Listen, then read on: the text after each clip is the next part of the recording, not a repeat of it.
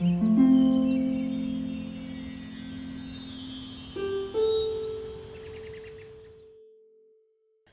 it's Jessica of Green Spots Yoga. Yesterday I participated in a climate action along Wilshire Boulevard, and we handed out little checklists for actionable steps to reduce your carbon emissions from your major carbon footprint areas in your life. So categorized by food, transportation, home heating and cooling, other home energy use, and stuff you buy. And so for each, it gives little ways that you can reduce your footprint with those. And then we also had a yoga class, an hour yoga class right on Wilshire Boulevard. And that was really fun to do right in the middle of everything, to just take that time, make that space for yourself. And it was interesting because I think I definitely learned something.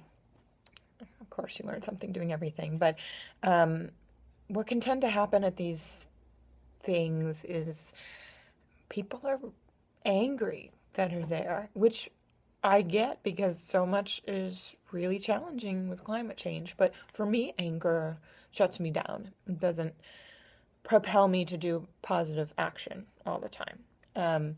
I find it tends to be more destructive than constructive. So this morning when I was writing, I found 2 questions to ask about whether the information that you're using to take action is really helpful for you or if it's shutting you down, because I want to empower people to take action.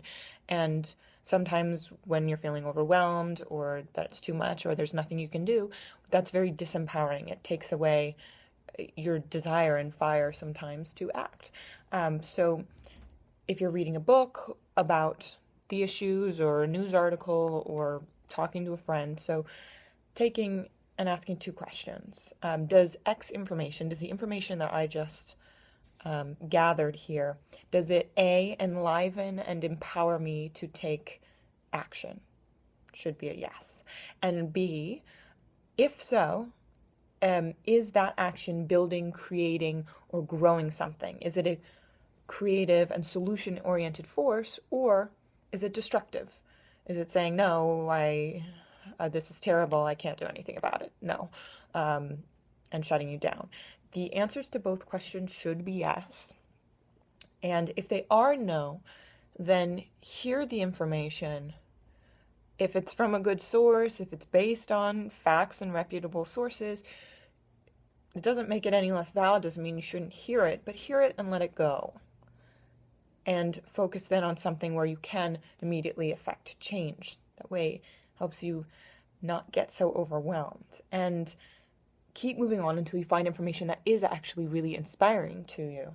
And this will be different for different people, for instance, because what a piece of information may be inspiring to somebody and it may feel disempowering to someone else. So when you're coming up with those creative solutions, people that didn't like the initial thought or that shut them down, but they may be on board with your action. So